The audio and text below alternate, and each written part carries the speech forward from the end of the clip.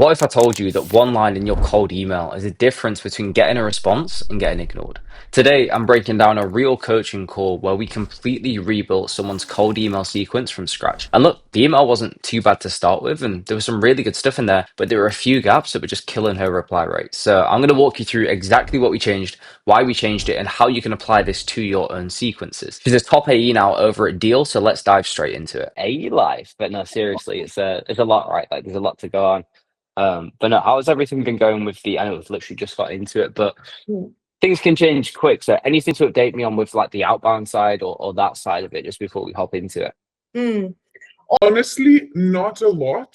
I had gone through the email. No, there was a recording that you had recommended. Yeah. Most of that, I have to say, I didn't watch all of it. Most of Yeah. it. I think that's it. Cool. Yeah. And in terms of like the day to day with the actual role, how has that been going as a whole? It's been going well. Because it's quite busy at the moment, I think that like there isn't a lot of proactive outbounding that I'm doing. Most of my days are like packed. Calls, yeah. And by the time it's like 6 p.m., I need to do like all of the follow-ups and everything essentially that happened throughout the day.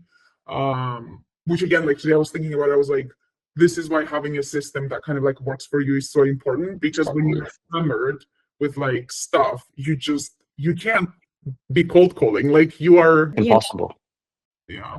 Yeah, exactly. Like, of course, we'll try to aim to like call when we can, but there's going to be days where Alex Hormozy says this, and I love it. It's like a frame where he's like closers or account executives. You have to like hunt and then you kill. Like hunting is like getting a pipeline, like pipeline over everything you need deals to close, but then killing is actually running the sales cycle closing. And when you have like so much coming in, you just have to focus on closing. But that's why I'm so excited to go through emails today, because the goal of this is to build a system for the back end where we can have the sequences set up. All we then do is just push people into the sequences. So that's running in the background. And then when we have time, we can call, of course, because that's high leverage. But the highest leverage we can get is sequences, because it's automated. It works for you, even when we're busy. That's why I'm so excited to go through this first. Perfect. Cool, let's do it. So before I start this, I always like to see what we're working at so far. So in terms of session, I'll just run you through what we're going to talk about today.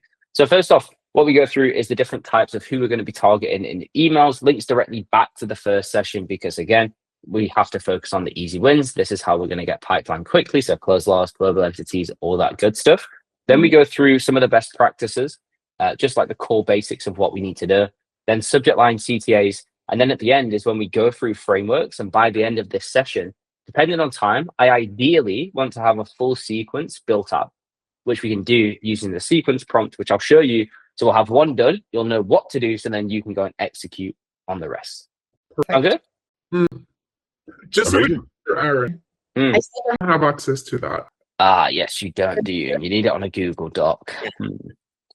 That is very annoying. We had no idea we are not allowed to use Notion, but apparently we're not. So what I'm going to do, I will set this up now. Apologies for that. My spelling's bad enough, and then I was trying to spell your name, and I was just like, there's so many I's and A's going on. But no, okay, it was one I. See what I mean? I'm tired today. But no, so I'll set that up on a Google sheet, and I'll put everything over, just so we'll have like, I'll copy the persona matrix in. I'll copy the sequence stuff in as well.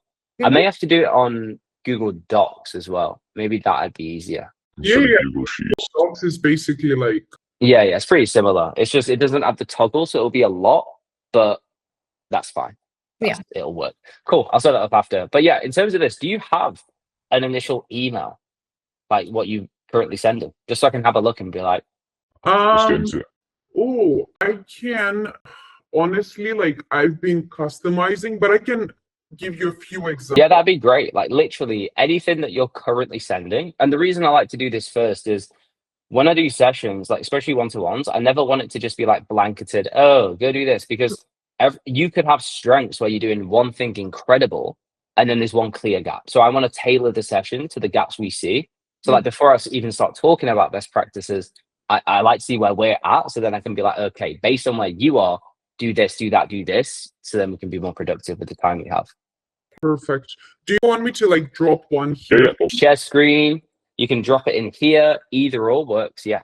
I'll drop it here. Might not be, if it doesn't work, I can just share my screen, it's fine. There we go. It's For hiring remotely. So if I see they're hiring remotely. cool. Let's get into it. So share my screen now. And which persona is this to as well? This would be to like head of HR or like an HR lead. Essentially anyone that would be the Dealing with hiring and all that good stuff. exactly. Okay, so first off, very good start. I like the trigger. Saw that company name is hiring, and I love the fact that you have like the specificity of what role, because, and again, we'll get into this. When we're building sequences, we probably won't be able to do this for every account, of course, because we don't have the leverage, because there's so many accounts to go after. We can't do this, but for our top accounts, for the big accounts, this is incredible because it shows it's only for that prospect. It's only for them. So that's great. First off, like I really like you've called out the role. That's nice. And then moving into this, it's interesting to see it's happening to a global talent pool as you scale. The one difference I would say here, so, and again, like I'll copy this, so I'll show like what you've done and what we do differently. We'll get into it. Instead of this, like as a compliment, the one thing I'd say is, what does this add to the email? That makes sense. Where it's like, so it's happening to. I get what you're trying to get at with the global talent pool, but I would more so like hint at the pain that we're going to be solving. So flip it to an implication. So it'd be like, with you hiring remote, curious how you're planning to find the best talent globally or something. Like, oh, curious how you're planning to manage the payroll with international talent. So being like, with the role being remote, curious how you're planning to manage the payroll with the global talent that will apply. Because now it's like planting the seed of the issue that we're going to be solving. Does that make sense? So let me just change this. So with the role being remote, if you ever see me talking as well, and then it just types, I use a tool called Whisperflow, which is really, really good for like efficiency. It's my favorite tool. It's incredible. Cool. And then moving. Like I just saw it doing, and I was like, wait a second, what's happening there? Why is it is. It's this. It is the best thing.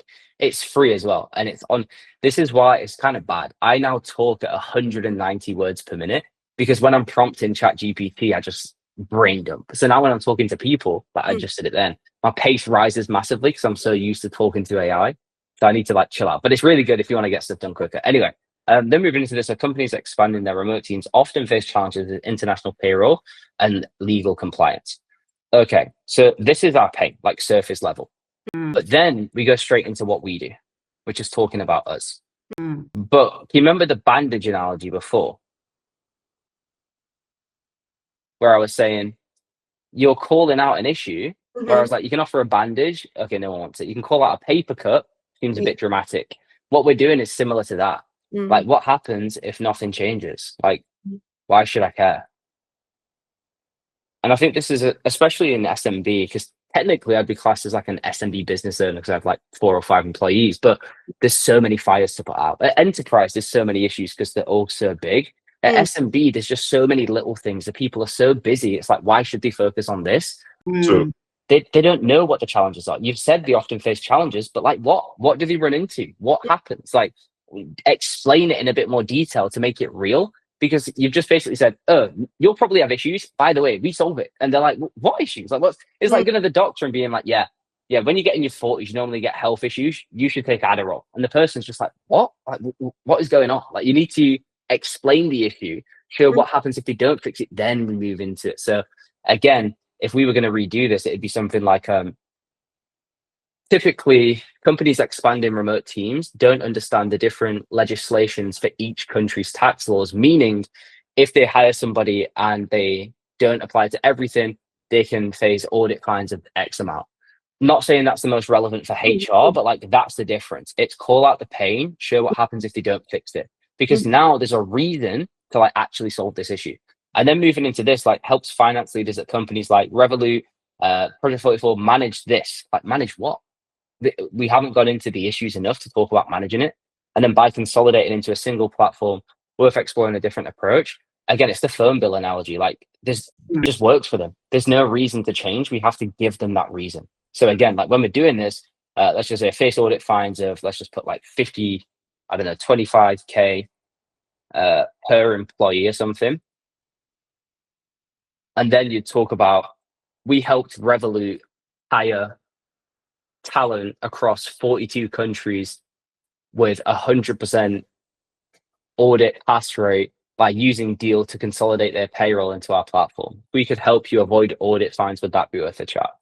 Again, I'm not saying audit fines is the best pain, but can you see the difference? It's like, one, we talk about the issue, what's going to happen if you don't fix it. This one, there's just not enough pain to like justify moving. You're doing so many things right. You're using great social proof. You have a good CTA. You have a great trigger. But if the pain's not big enough, people don't move. Does that make sense? Or any questions on that as I've gone through it? No, it does make sense. Cool. Yeah. So now what we're going to do is get into the actual breakdown and start going through it. So again, this was a really quick one. We're going to do it more specific now. So in terms of the session, the main things like what I want to talk through is this, which is one email should have one pain and one cost of inaction. The biggest misconception I see with emails, people think more is better. They think talking about all the different issues, all the different things you solve equates value. It doesn't. One issue with one core cost of inaction is always more powerful than just throwing random pains at somebody. So we need to get really in depth and really granular with the details and with what happens if they don't change. This is the biggest differentiation from what you did before to where we want to get to. We have to have that cost of inaction. That makes sense, because you did the hard work by figuring out what role they're hiring for. You did the hard bit. You did it very well, but now it's just making it relevant to them. What cost of inaction does. Cool. Last thing. So in terms of setting it up, have you ever thought about like formatting and how your emails look? I know this is a pretty weird question, but I did. So for example, what I've done is we've been using Ample Market for some time. So I go into my like my sent box. Yeah. Like, what is it actually that's being sent out? Yeah. They look fine. So the formatting looks fine. My signature is in there. So it looks as if I'm the person that's actually sending them. Yeah, that's ideal. I was going to say, because 80% of execs read stuff on their mobile, and one line on email becomes 2 to 3 on the phone. Yeah. The one thing I would say is here, like, look at the difference between reading this versus this. Doesn't look like much, but like short sentences really helps to like scan through an email. People don't actually spend the time to read it word for word. Like, yeah, as sad as it is, they don't care about us. They're just going to look at it, breeze through it. So what we want to do is try to break it up into sections instead of having like large chunks of text. Again, it's supported by this, which is the F-shaped reading pattern. So it was a study by Nielsen Norman Group, and it found over 150,000 people. The typical reading pattern is this. They start at the top, they read over a bit, and then a bit less, and then a bit less, and a bit less, and it drags out, right? So we want to put the core bits of information at each line, which is trigger, pain, how we help, CTA. That's why we do each on a different line. So even if someone's following this of scanning through, like looking down, they're still going to get the context and gist of the message without reading it word for word. So would you say then basically like what we've done now would like make it even more concise? Concise in terms of text, probably not, because this is pretty similar to what you did before, but easier to read, yes. Okay. So like, which is the most important thing, because people scan through. So like, it needs to be easy for them to read. Because if I sent an email, I'm not saying you did this, but let me just like dramatize my example. If I sent an email like this, my prospects would probably just cry and I'd get like a 1% open rate because it's just too much. So like, we want to use as much white space as possible, because that's like free real estate we get in the inbox to break it up and make it easy to scan through. So every view it as like when you talk about something, so the trigger and implication is 1, the pain is 1, the cost of inaction is 1, the social proof and solution is 1, the CTA is 1. Like, it's all broken up and segmented instead of just being like blocks. Cool. So yeah, again, little thing, but it does really help. So again, tying back to how it looks on mobile, short writing. Next thing, subject line. So I know you sent me the email. What was the subject line you used? And do you have a process for that? Or do you just like freestyle when it's personal? I freestyle it. I literally chat GPT it. It's okay. I'm not against that, depending on how we've prompted GPT, because this could either be incredible or I'm going to cry. So Let's see. What So, do you use? This one, for example, it's Credit Springs remote growth. It's sorry, can you say that one more time? So Credit Spring is the company I'm reaching out to. Mm-hmm. Credit Springs remote growth. Okay. What do you think of that, honestly, reading it, saying it back? Do you like it? Like, I feel like it's a bit too generic. Maybe. Well, it's not too, it's a little bit generic, but it's also, it probably, if I would see it, I would be like, marketing. Mm, yeah, exactly. And again, I think the reason for that, it's not the worst. I'm going to be honest. Like, I don't mind it that much. I think it's pretty good. There's just a few things I'd change. So there's a thing called the mental spam filter, right? And the way we explain this, have you heard of? There's a book called The Chimp Paradox. It's a Yes, very like I read you the know it. Yeah. Yes, the three parts: the human, the chimp, and the computer. Then yes, Yeah. exactly. So imagine like you go into, you go into was it Halls Avenue Mall, the one in Paphos? I don't know, the big mall here, right. and you're gonna go into JD or I don't know, like Yeah. whatever nice shop, and you're trying to buy some shoes, and the little person, the shop assistant, walks up to you and says, "Do you need any help?" What would you say without even thinking? No, right. Exactly. She's like, nah, I'm all good. Right. It's just automatic. We don't think. It's like a cognitive response. It's like a computer. So when people are scanning through cold emails, they have that computer, which is if it looks like sales, if it looks like marketing, where do you think it's going to go? Either archive it or delete it. Yeah, bin, spam, see you later. It's getting not read, basically. So when we want to write subject lines, it's going to sound really like weird, but I don't mind vague because it should look internal. It should look like something they talk about in their day to day anyway. So, like a subject line for this one, because it's personal to the role, could literally just be like remote senior product designer as the subject line.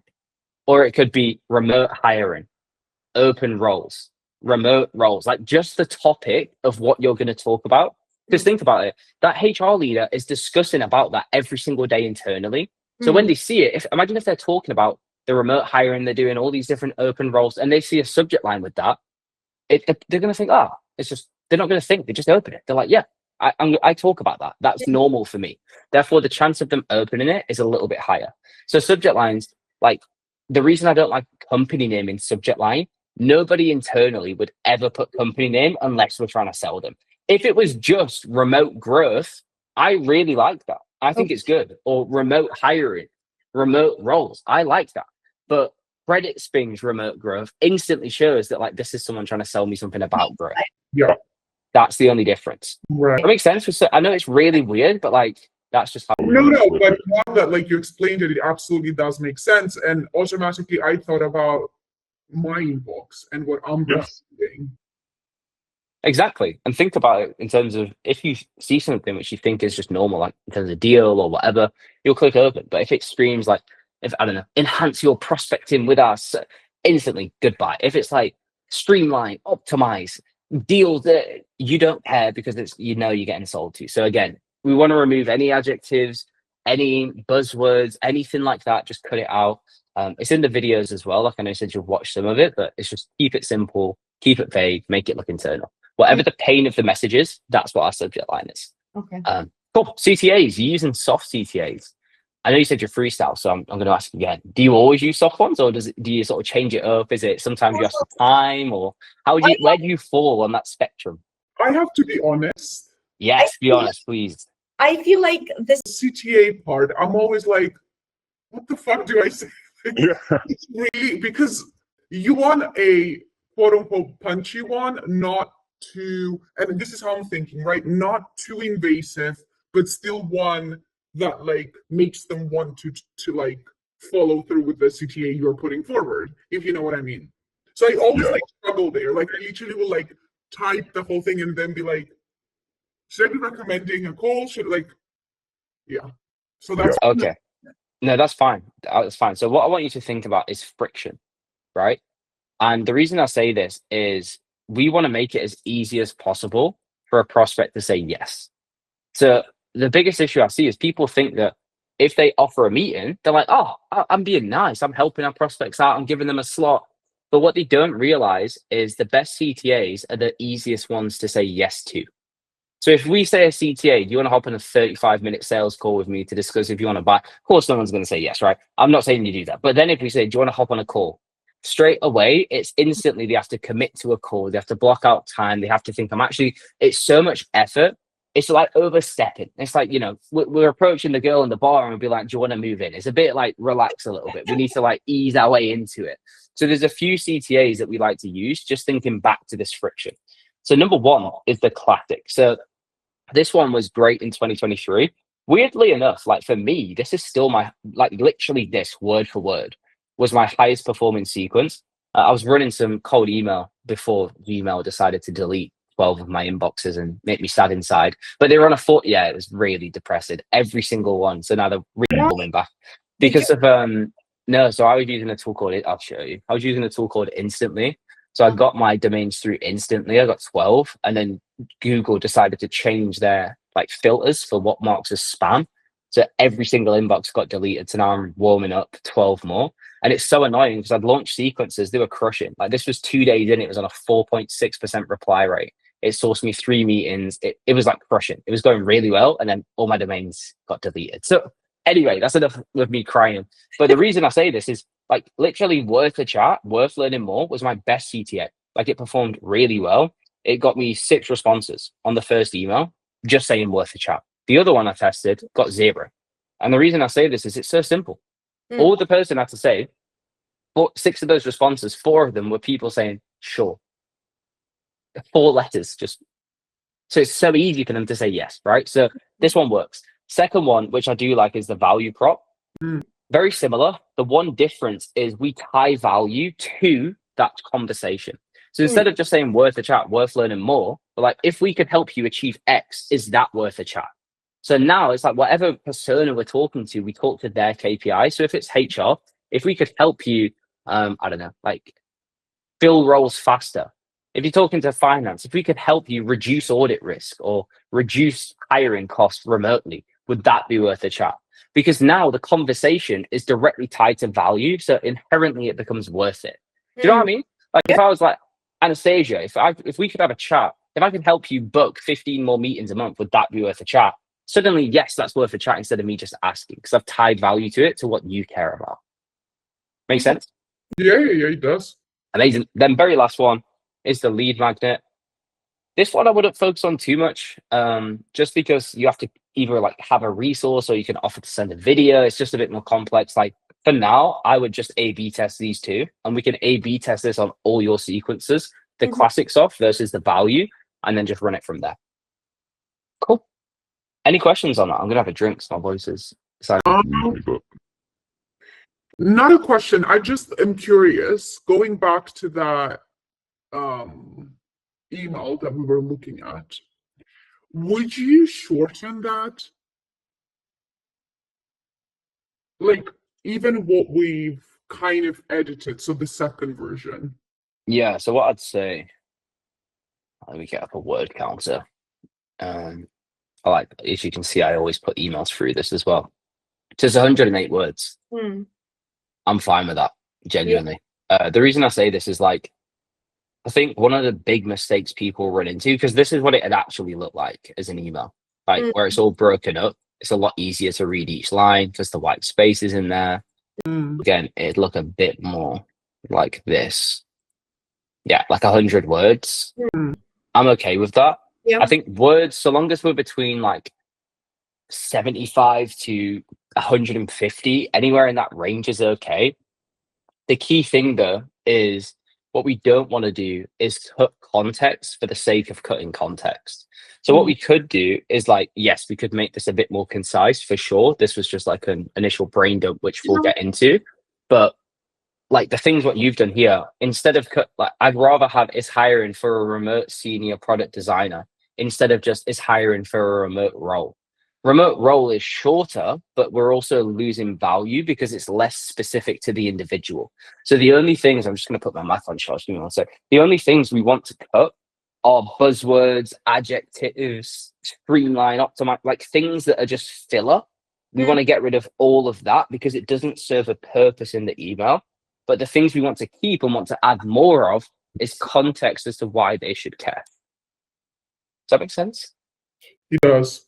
And then, like, I am, and maybe I'm not, I shouldn't be doing it this way, but I'm judging it from my perspective. Like, I have also a very short span of attention. So Yeah, people do. I know, like, I will probably read exactly what you showed in that image before, like maybe 2, 3 lines, and then I'm like checked out. Yeah.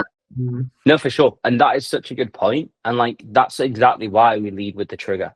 Because the goal of the trigger is to get them to read the second line. The goal of the second line is to provoke a thought where they're like, that's interesting. The goal of the third is like, it all ties together. Because again, like, yes, we could, for example, cut cost of inaction to make it shorter, but then we also lose, like, why would anybody respond? Because there's no pain. Do you know what I mean? So like, it's a mixture of the two. What I would say is we can test this like a shorter one versus a longer one.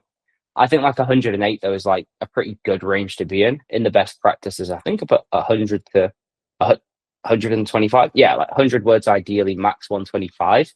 So like we can get away with it. To Shombe, who was at Deal before, again had similar and it worked pretty well. So I think again we'll test all of this. This is the beauty, because I'm rebuilding all the course, as I think I've said before. And one of the modules which I'm redoing is this, which is funny because this is like nothing to do with outbound. It's just how to think of it in systems. Because when we talk about building a system, everyone says, "Oh, I want a system, I want a pro," but nobody explains what a system is. This is like, okay, I want a systematic approach to outbound. What do you mean? Like, what actually is that, right?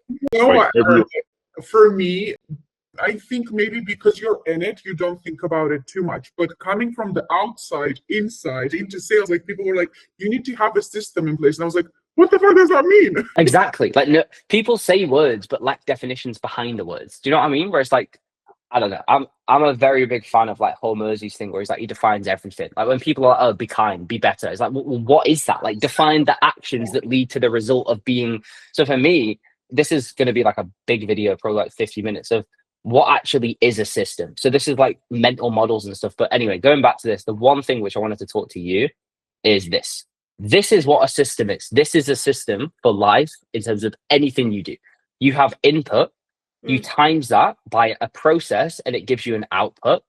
And then based on the output, you get feedback, which you iterate the input or process on. And then you either do more, better, or something new. That is literally it. So with us, we're in this phase. You're doing some input, sending some emails, but it's taking a lot of time. So what we're doing is building the process. We're building the sequences. This is only version 1. We're going to build the sequences, launch the sequences, either get incredible results or even better results. And then based off that, iterate the process to improve again. So like all this stuff about testing, should we try length, subject lines? This is great because this is what we test to make a system. So again, like this is, just this visual is what I define life by. And then environment plays a role as well. Like the company you're at, the ICP, the social proof, product market fit, all of that is very important. But again, like this is what we focus on because this is in our control. Yeah. Make sense? Yeah. Can I just say, by the way, I came into this call, like my brain was pretty fried. And now I'm excited because like such a good job, like getting me involved. So I love it. No, I appreciate that because that's whenever I go through stuff, my biggest thing that I hate doing, because I hated it when I was younger, is being talked to. If I was like, do this, I hate that. Like when I'm on the receipt, I pay for a lot of coaching, business, fitness, a lot of stuff. And I hate it when someone just talks at me. I like to have a discussion. That's why I'm always like, okay, what do you think? What about this? Because when it's interactive, like you're more bought in, it's more fun for me. It's just less. Yeah, I don't like doing lectures. It's not my thing. Yeah. Coolio. Well, let me get the school up because now we've gone through this. What we're going to go through briefly is the frameworks. Did you have a chance to look at any of them or not so much yet? It's fine if not. No. Templates and prompts. No? Okay, cool.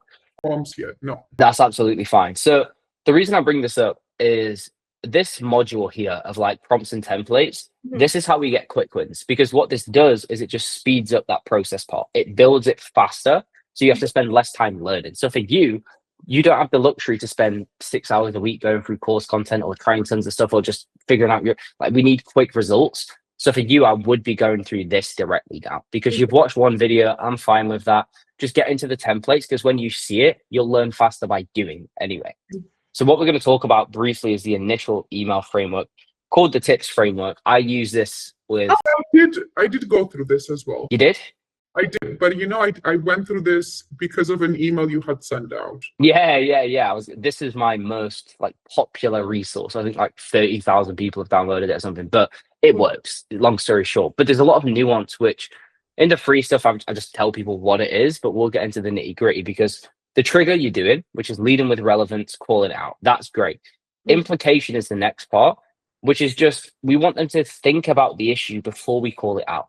So instead of talking about, oh, that's pretty cool, that's exciting, it's how are you doing X? Curious if. Imagine that X is a focus. It plants the seed of, oh God, should I be focused on that? Then when we talk about the pain, it directly ties in. So that's implication. But the thing I want to get to is this, which is called before after bridge. So going to be a really weird analogy. I'm sure you're used to them by now already. So Anastasia, if you were going to the gym, what would you prefer to do? Gain muscle? Or do you want to get like shredded? What would be the ideal outcome? Depends what I'm training for. Oh, very true. What about right now? If you are training now, if you're doing running, or what are you trying to get to? I would say, oh God, it's so different. I like So many options. I mean, muscle over everything. Like muscle is health, so I would say like put on some muscle. Okay, gain some mass. Let's go. So if I said, Anastasia, most people kind of struggle with muscle and gaining it. I can help you maybe gain a bit. I have a rough idea. Do you want to do it? Is that very compelling? No. No, okay. Yeah, you've shot me down my dreams of being a PT, right? But no, but the reason it's not compelling, there's three core parts to making a compelling story and a compelling offer. The first is the before. So this is someone's current situation where they are right now.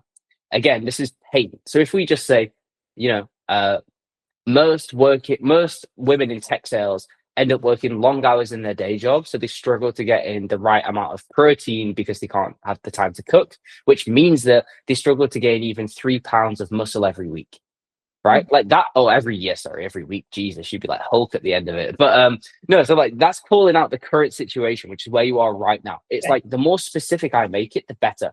If I was like, most people struggle with meal prepping. It's so vague that you're like, it doesn't relate to you. We want to make it specific to the persona. So I'm saying, again, when you're talking to finance leaders, HR leaders, you call out the individual. It's like most HR leaders run into this specific thing. And the more specific it is, the better it is, because then I come across like a credible source. I don't know if that's true about like being busy as an AE, but that's just what I was busy as, right? So I'm calling out the current situation. But then the cost of inaction about the struggle to gain muscle every year, that directly ties back to negatively affecting your KPI of muscle mass gained in pounds per year. So it's like, here's the issue. You're so busy, you can't eat the right food, which means that you miss your KPI of gaining muscle. So that's before.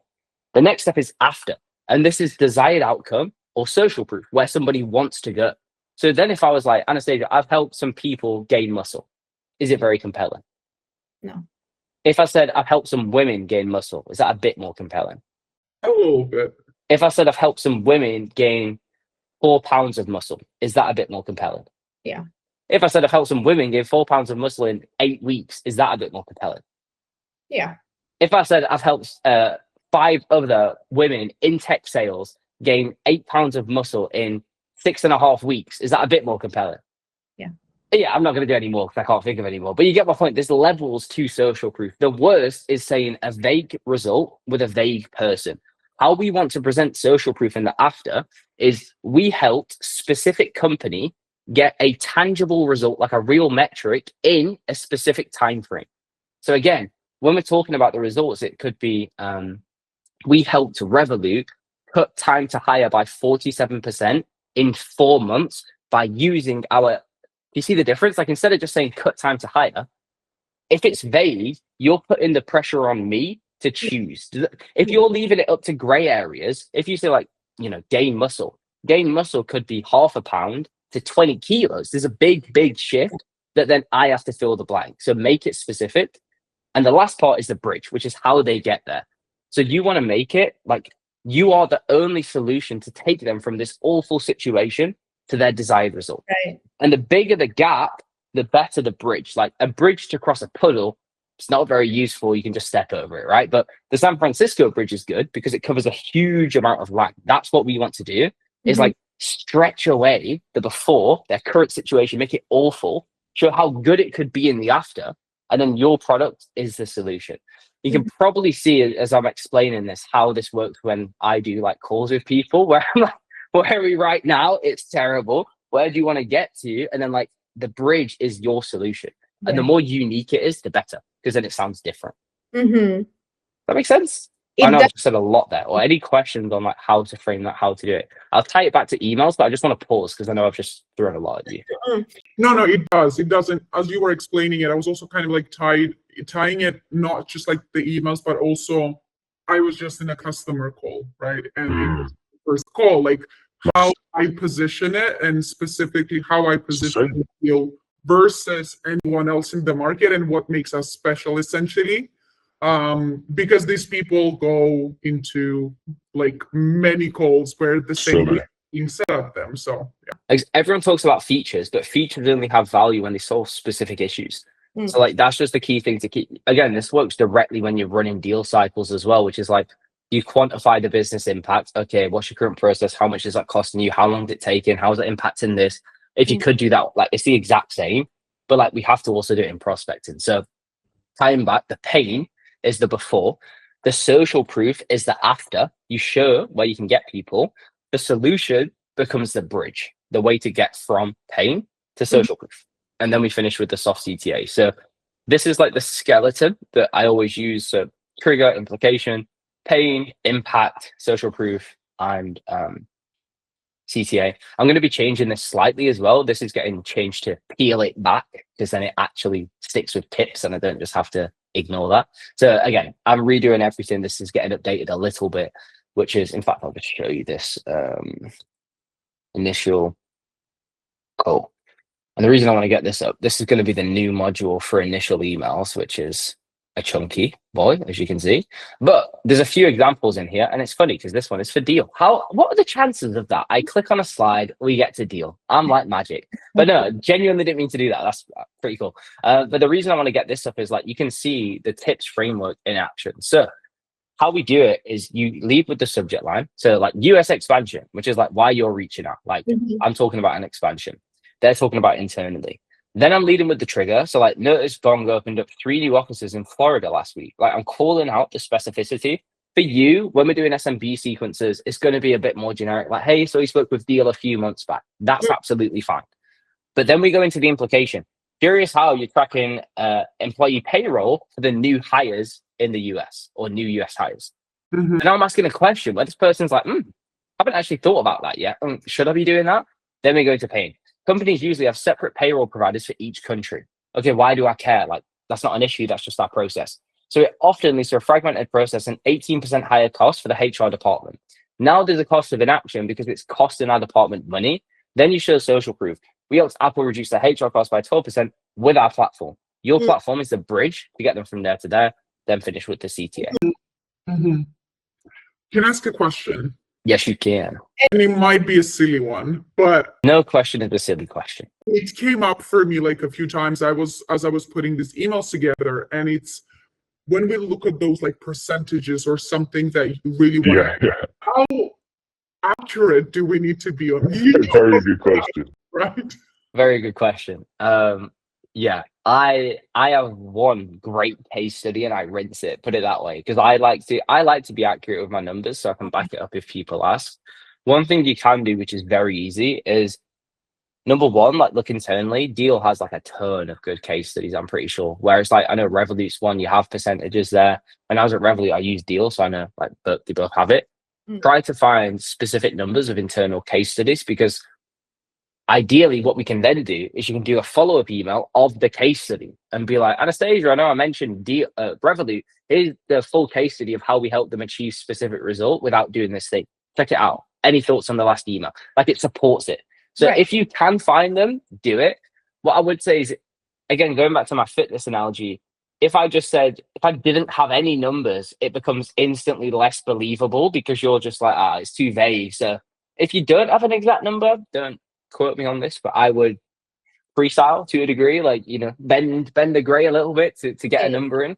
But yeah, you have a lot, so just try to reference back to real results you have. Cool. Yep. No, it's a good question. It's a very good one. Cool. So we've gone through initial emails. Follow-ups, I'm not going to spend too much time on, to be fully honest, because there's a lot in here. All of the templates are here. They're very simple. Like, follow-ups are basically plug and play. Like, you just copy it, change the word in, they're good to go. And with the prompt we're going to use, I'm going to show you how it will write the follow-up emails for you. But again, the key thing I do want to talk about is how we structure a sequence. This is like very important because there's different types of emails that are used at different parts of a sequence. So step one is the initial email. I always follow the tips framework. That's like why we're reaching out. It has the trigger, the pain, it's like our big email, our value. That's email one. Email two, I always do as a value add, which is giving them something useful. So this is either a deal resource, an internal blog, an article, a third-party resource, like just something that will actually help that person in their day-to-day. That's like a value add.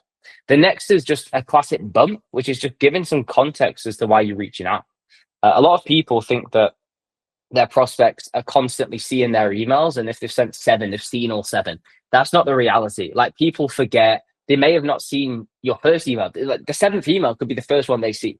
So what we have to do is always give context, which is either what they're focused on or why the trigger, why we're reaching out. So like, assuming you're ramping those new reps, or given it's a priority, or given you're growing the sales team. So for you, it'd be things like given there's a focus on managing the global payroll, given you've opened up a few new roles in the States. Like, you always lead with that trigger. So then even if it's a follow-up, they still get an idea as to why you're reaching out. And the very last one is what we call the final email. I am not a fan of breakup emails at all. You can't break up with somebody you're not with. You just look a bit desperate, and it's a bit like that guy in the DMs who sends 72 and he's like, "Oh, I'm gonna have to leave it here." You're like, "Okay, no worries, good luck." That's how you come across, right? So what I like to do is try get a referral, which is, "Hey, Anastasia, assuming this isn't the best fit, I was just reaching out because I saw you had a few open US roles. Would there be someone better to talk to? Happy to be redirected." That way, you get a lot of people being like, "Oh no, I am the right person." Great, you can actually respond. And if they are actually the wrong person, people love to pass you off because it gets work off their plate. It's like less responsibility for them. They're like, "Yeah, sure, talk to John." Huh. And then you can then go follow up with them. So that's the different styles. And I color code everything because I'm a weirdo. So as you'll see in here, everything is color coded. Initial email, value add, bump. Initial email, value add, bump, final email. I also do it as 2 different threads. I would never send any above like 4 emails in one thread because it just looks like a chain of you getting ignored. It's a bit like, leave me alone. If you do it on 2 threads, if they don't respond to the first thread, the second thread is on a different pane with a different impact. So it's like a completely new sequence to try and break through. There's a lot, so I'm going to pause. Any questions on like the threads, the different styles, or anything before we get into writing, getting into No, I think that it all makes sense. I obviously will have to contextualize. It's a lot to just and like sit with it myself, but I think 100%. working at the back of my head at the moment is like, how, like, where am I going to apply it? Which maybe I think I should not be thinking about that just yet, but like, as you were saying, I'm like, which tool, where should I put it, And we spoke about this last time, right? Where we have outreach and ample market, but they're trying to phase out ample market. Is that right? Or still? Yeah. That's like the other kind of tricky thing, is that I want to build this out, but then if they end up phasing out both outreach and ample market, that's just going to be very annoying. But that's like, I guess, a problem for another time. I think it will be outreach. So we'll say outreach, yeah. Tashambe used outreach, and like Ben uses outreach. And as well, how I think about it is, if they're going to phase it out, let's get it in now. Let's use it while we can. Like, let's like get the leverage in before it potentially. Do you know what I mean? Like, I'd rather think as like, I'd rather just get the ball rolling and get it in there as soon as possible. So like, as you were saying, like, we have the leverage in the short term, and then long term, if they do phase it out, we can talk about like other tools, what you can use to send, because there's a few like cheaper ones which can help. And I do genuinely think a sequence is good, but they'll keep. I don't. Yeah, they leave us with like nothing. That's my point. So realistically, I think we're good. Like, and if we build the sequences, we can just transition it over. So I think it's all good. What I'm doing now is I'm just popping all this in, because what we're going to do now is get into the good stuff, which is the actual writing of some emails and some pains. So let me get all this set up on my side and share my screen. Are you okay to run over like maybe 10 minutes as well? I just want to get a full sequence done. So I'm just checking. Yes. Yeah. And Dabby does it. Cool. So now I know this looks very confusing, so I'm going to explain this. So I was going to say I'm going to make a resources section, but you can't even access this. So I'm going to put it on a Google Doc. So ignore me. But what this is like how we structure a sequence is always the same. Like I always start with the pains of the people, and then I worry about the sequencing. Because when, like, I can't stress this enough, this is literally the most important thing to fill out. Your emails, your DMs, and your call scripts are all built off these pains. Like everything comes back to this. All the prompts that we have in the course work off this. So like the better we get the pains, the better the messaging is, because it's going to be more relevant. So how I do it is, the first things first is you go into the matrix and just copy the KPI. So I'll just do like HR as an example, click copy, and then we'll pop it down. And then we go into HR, and I've clicked on the wrong one. And then we're going to put in KPIs. So we have, these are their specific numbers that they're actually focused on. So if I was to say to you, like, which persona do you want to do first off? Do you want to do HR or finance or founders or ops or lead? Like, which one? Yeah, we can do HR. Let's do it. Yeah, let's do it. So out of these KPIs, obviously, like, I can have an opinion, but you're the one talking to them every day. Is there ones that come up a bit more? Because for me, I imagine it's stuff like time to fill, onboarding speed, but yeah, which ones are coming up the most for yourself on calls, if any? This relates to hiring, right? Yeah, so this is in general. So like when we're reaching out to HR people in general, like these are their KPIs. Like same in sales, that we have qualified meetings booked, revenue close percentage. Like there are hard KPIs. These are the hard KPIs of any HR professional. So like retention rate is really easy to tie to any different any trigger, because again, like it's a hard KPI. Same with employee satisfaction. Again, quite easy to do. It's like, you know, different payroll providers, things are unhappy, blah, blah, blah. Time to fill, again, that one more so applies to if they're hiring and growing specifically. So like, I don't think this one's probably the best for us to do. So I'm going to mark it as like red, and then just add the context. If we have a trigger of growing companies or companies that have open roles, this could be a good one, but as like a blanket pain, it's a bit too specific. I would say, like, actually what has been coming up, and I know we have it down there in legal for compliance and stuff, but compliance as well. Like, they need to ensure that they're hiring compliantly, because very often, specifically if it's I like it. they have no idea The different regulations. in like Germany or in Spain, you know, like they don't know. So they have to make sure they are very compliant in the way they operate, and you know. Yeah, I really like that. Let's do it. So we have hiring compliance. Do you know what's so funny as well? I was just thinking about this. I have worked with so many people in this space from like every like I coached a rep at Persodia. She went from SDR to AE. She was a killer. She was cool, called Lenia. She crushed it for email as well. So I'll even like get some of her emails and I'll add some of them here as well, so you can have a look. It's literally a competitor doing the exact same stuff. And also, I consulted the full UKI team for a company called Workplex. Literally the exact same thing. Way smaller though, but again, it's all about global hiring. So it's quite funny because, yeah, like this. As soon as you said that, I was like, actually, that's what she did, and then it made me think back to Lenia. So I'm gonna get those emails up now. But yeah, cool. Let's have that as one KPI. And what's another KPI that we think would be good? I think, and again, it's end of day. I think those would probably be the most relevant if we're thinking about like HR persona. Yeah, cool. So I'm just getting this up as well, actually, to see what we did before. Yeah, we did HR costs as well, which was a simple one.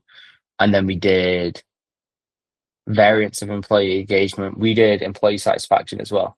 So like, I mean, we can just fill two for now. I'll get it up because it was so cool. She went from 0 responses 6 replies with all negative to 12 meetings booked. Nice. Not responsive, like booked. And then she got promoted because she was the best of email. So I was just looking at what she used because it was very similar, like HR above, HR below, and then recruiters directly, not so much the other personas. But again, like we focused on HR costs and then also employee satisfaction. So I think we can do similar. We can maybe just do employee satisfaction as well. I think it's relevant. So what we're going to do now is we just call out the surface level issue. So let's do the first one on hiring compliance because this is so important. So like, I'm just going to brain dump and then we can add some thoughts to clean it up. It doesn't have to be perfect. The more context we add, the better the prompt is. So I'm thinking it's something like, as companies are starting to expand and actually go global, hiring people in different countries, what they don't realize is each country has different compliance laws, rules, regulations. So then as they're hiring people, the impact of that is they can have audits, they can hire people in compliance because what's good in their country isn't good in these other countries where they're actually hiring the people from. Yeah. Is that about right? What That's would you add? Yeah. Cool. Yeah, it's sort of like I've done this before. Where they're hiring these people from. So then I'd also say, which means like trying to think of a specific number, which means it's not going to be audits, so it's just like hiring compliance breaches, which means they can have higher breaches in terms of compliance when bringing on people the wrong way. Trying to think of like the specific like metric, if you will, is that breach rate like sort of thing, but I don't think it is breach rates. I'm trying to think of what that is. I mean, breach is a word to use, but I would say non-compliant hiring. Yeah, there we go. Which means,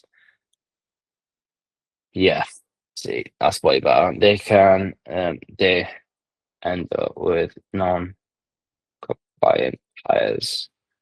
Yeah, I like that. And then we help companies to hire people that are completely compliant in all the locations of the world, completely remote, by using Deal to handle all the regulations, all of the compliance for all the different jurisdictions. So there's no pressure on HR to know it. We manage it for them. Is that about right? Yeah. Cool. Page 2. So employee satisfaction. And what I do as well, like I'm a weirdo. I really like color coding because it just helps it to stick in my head. Like I think if I see colors, I'm like, yeah, that ties to that. That's what that is. So that's just how I work. Don't know if it helps you, but it helps me, so I'm going to keep doing it. But no, if it does help, that's great. And then employee satisfaction, this is pane 2.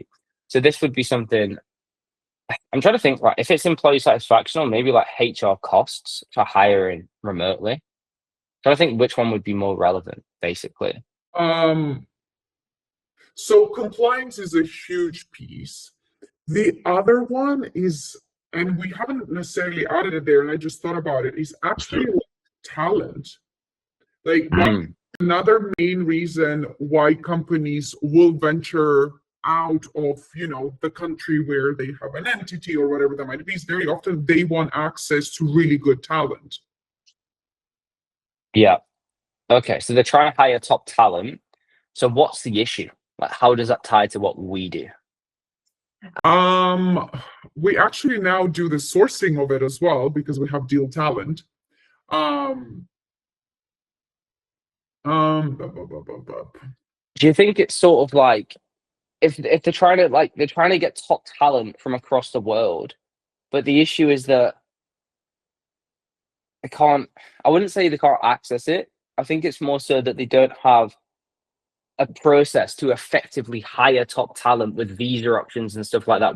It sort of ties back where it's like, if it's a shit process, no international hire is going to go through it because like they have to wait for the visa or the approvals, all that, versus you just manage it all to get them paid on time where it's going to be set. There's no issues with it. Is that what you'd say, or is it something else? That's just me like thinking off the top of my head. Well, like the way you positioned it now, for example, to an extent, it does go back to employee satisfaction, right? Like, yeah, exactly. I think we can tie the two. They won't even go with you unless you have a solid process in place and they feel like. Exactly. Yeah. I like this. I do like this because I think we can like sub tie in this, and I think I'm just going to brain dump and then we can edit after. I think it'd be something like, most companies are going remote first to try and hire A quality talent from across the globe without being tied to the jurisdictions of their country or their specific region.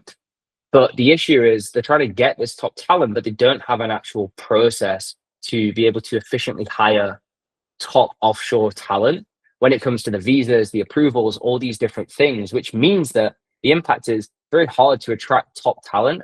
And they often lose out on getting the best people to other companies who have a better process in place where it's easier for the talent to go through and accept it. And even if they do get people on board, then they can potentially run into issues of them being unhappy because they're running into issues with visas and payments and delayed salaries and all this sort of stuff. And we just help companies to get the quality A players and increase the quality of hires, or we'll think of a metric, by using Deal as the platform to manage all of the payroll, all of the compliance for these different regions. So it's a simple process where the talent can join and just get onboarded straight away. What I don't love about what I just said is the end bit, which is like, Which part? so when I was talking about like the metric in the solution, I feel like the social proof was really weak. Where I was like, we help them to get a quality talent. It's like, what does that actually mean? I'm trying to think of like how we can tie that to a metric. I mean, as well, it does sort of tie back the time to fill ultimately, which is like it takes longer to actually fill this talent because you're just like hiring bad people and you don't have a good process. But it's like we help companies to attract the best talent. It's just not very tangible. It's my only issue with it. Yeah, exactly. It's a little bit fluffy. Yeah, exactly. Do you know what I'm gonna do? I'm gonna do this for now. I'm gonna put this into big box of ideas. Okay. And I'm gonna put this in the big box of ideas, and we're gonna come back to it because I'm gonna use like a very simple one, which is just like we can do easily and it will just work. Do you know what I mean? So I'm just gonna do this one for now. And then we can come back to it to try and work on it and clean it up. But let's just do one so then we can get a sequence done. So as companies are hiring abroad, they are trying to hire good people. And as they're going through this process, using different providers for all the different countries and all the different jurisdictions that they're doing payroll. That's the pain. The reason this becomes an issue is as they're trying to pay talent or as they're trying to make sure it's fully compliant with visas, oftentimes payments are delayed or visa issues come up. So employee satisfaction can drop really down to even as low as below 75%. Again, we can use Claude to figure out a metric for that. And then the social proof would be, we help insert social proof to increase employee satisfaction to 98% plus by using Deal to manage all of their global employees. So there's never any issues of payments or contracts or visas. And the team could just focus on doing what they do best, doing the work. Again, big box of ideas. We'll come back to that to fix it. But for now, this one just works. Okay. So we can run with this. But the reason I've done this is like, this is the most important thing. When we nail the pains, like everything else becomes 10 times easier. We have the pain 1, we have the pain 2. Now, again, I'll send you this in the doc because I know you can't see it, but this is exactly how to use the prompt, which is pretty cool. It's called the sequence prompt. So you go into Classroom, AI prompts and templates, and at the top, you'll see AI prompts. And the one we want to use is the AI email sequence generator. So you got get the generator. I use Claude. It's so much better than GPT for messaging. Like so much better. It's way more human. It actually listens to instructions. You don't get double dashes everywhere. It's very good. So the prompt is big. You scroll from the bottom up and copy it all, and then you paste it into Claude like so. The next step is to then get the panes. So we have just done HR. So we're going to copy all of the panes like so, paste it in. And the only thing we have to tell it is who we're reaching out to, which is this bit. So you are a BDR working for Deal. I'm reaching out to SMB companies, and this email and this sequence is for HR leaders in these companies who are close loss. We've had a previous conversation, they've spoken with Deal before, and then it just fell off. And what it's going to do is, like magic, you click enter. And this is trained on everything in the course, like how to write emails, how to structure everything. I'm going to make like an outbound OS GPT as well soon, where it will have our own. So you just say write a sequence and it will do it, which will be pretty cool. But what it's going to do is just write us the full sequence. Is it going to be perfect? No, but it'll give us a base that then we just work off and edit. And again, this is leverage. Instead of us writing each email one by one, it's going to research your company, So it's going to actually find the statistics, like the global hiring compliance violations statistics 2024, 2025. So when you were saying, like, how do you find those percentages? I don't. I let AI do it. It just does it for me. Then again, employee satisfaction. So it's going to look through all these different resources. Then it's going to look for some of the articles and all that good stuff. Then compliance satisfaction. And what it's going to do is write the email. So email 1. And then what we do is we go back. I'm just going to pop it in here for now. Of course, like again, we'll put this on the Google Doc, but I'm going to give it a tick. And then I'm going to go back to here. And then let's just have a quick look at it. So global compliance, very simple CTA, gets past the mental spam filter. But then we're going to have to change a few things because this is a bit enterprise level, in my opinion. So notice you spoke with Deal a while back. So that's the trigger. I think that's fine. Again, reference the familiarity. This isn't cold. You already know me. Here's how you're handling compliance across different countries at the moment. Implication, ask the question, gets them thinking. All right, very simple. Typically, HR teams find that each jurisdiction has different laws and regulations. Duh, of course they do. So we're calling out the issue. Then we move into like cost of inaction, which means company can face audits or end up with non-compliant hires costing. I would change that because obviously to an SMB, it's not going to be 20 million. Yeah. I would even like tens of thousands per hire. Do you know what I mean? Like up to 20,000 per hire. Because now it's like, ooh, scary. We're going to face these audits and get fined. We're not hiring compliantly. And then we go into this. We helped. This is Shopify, but you can use whatever country or company, sorry. Yeah. Say fully compliant across 40 countries. So this is, again, social proof. With this, I think it's hard to have a metric because you can't be like, oh, we help them not get any fines in 6 months. It doesn't really work. So I think that's okay. By managing all the regulations through Deal, so HR never have to worry about local laws. You could cut this bit if you want to make it shorter. I'd maybe even say through our, is it EOR or GOR? Global. Yeah. Through our EOR platform. We could help you. Oh, God. And then what I would test, so this is, again, your solution. So I'm going to make that like, let's make it purple. In fact, let's make it pink. And then your CTA. The one thing I would test is I would probably do like a short CTA here, like worth a chat.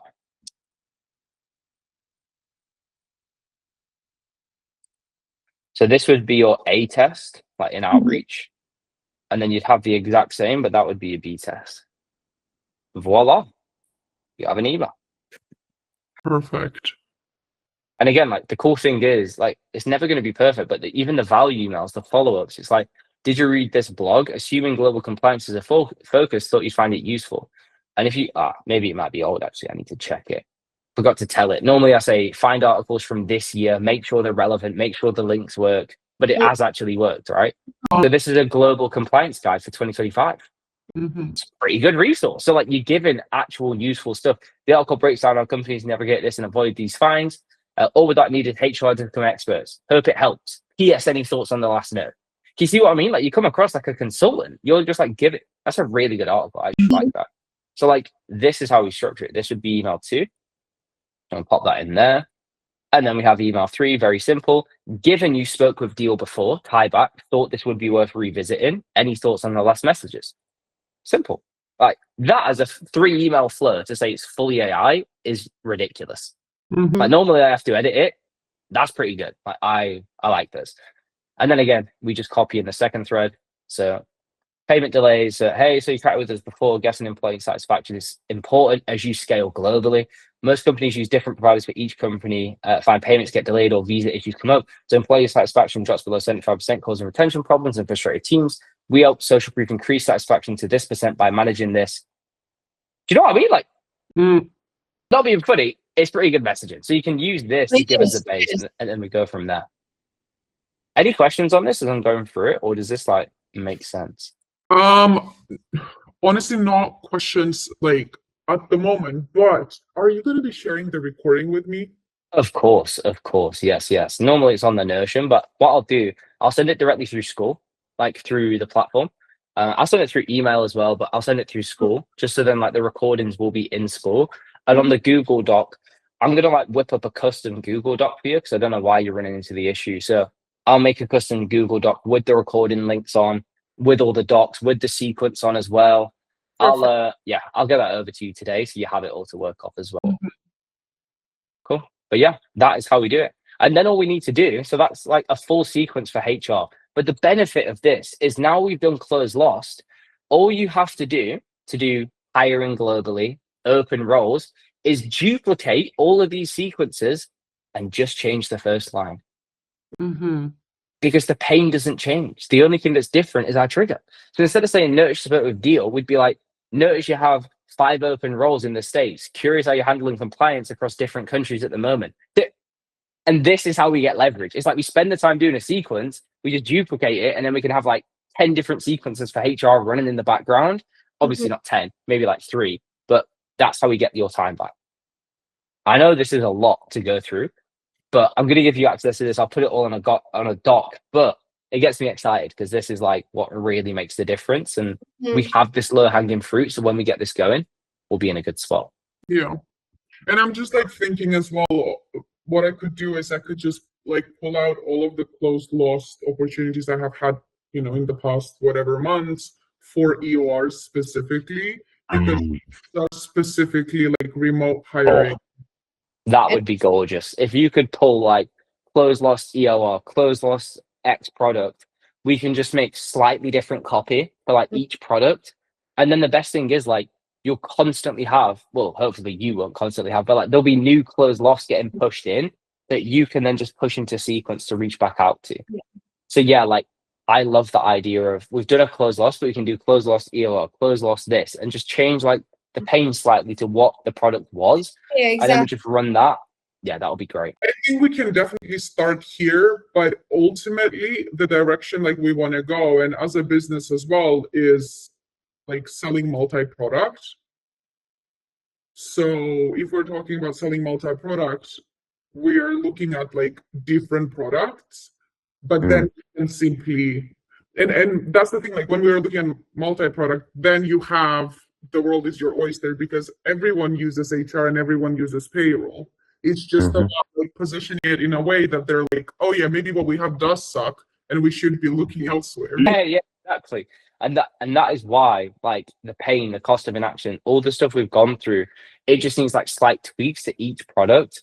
So yeah, like this is the baseline. This is what we can use to like start creating more messaging to go from there. But yeah, I know we've gone through a lot. So what I would recommend is like hop into the templates, play around with the prompt, like just fill in pains. Again, I'll put this on a Google Doc, but go from there, and I think we'll be in a good spot. Perfect. So yeah, that's basically how we structure sequences. It's all about getting the pain specific enough and making sure the cost of inaction is worth solving for your prospects, and then keeping your CTA simple so people actually say yes. You don't have to overthink it, keep it simple and follow the structure of the tips framework, lead with the trigger, move into an implication, call out the pain, show the second order consequence, add the social proof solution, and finish with that soft CTA. But look, if you're struggling to book meetings consistently, or you just want a proven system that actually works, we're going to guarantee that you're going to book 50% more meetings in the next 60 days if you sell SaaS software or technology using our program Outbound OS. And if we don't get you at least 50% more meetings, we'll just give you a full refund and work with you until you get there. So if you want to see how it works, book a call below and we'll walk you through the system step by step. If you don't, no worries. Feel free to download our free frameworks, and hopefully this helped. Let me know in the comments what you think, and hopefully I'll catch you soon.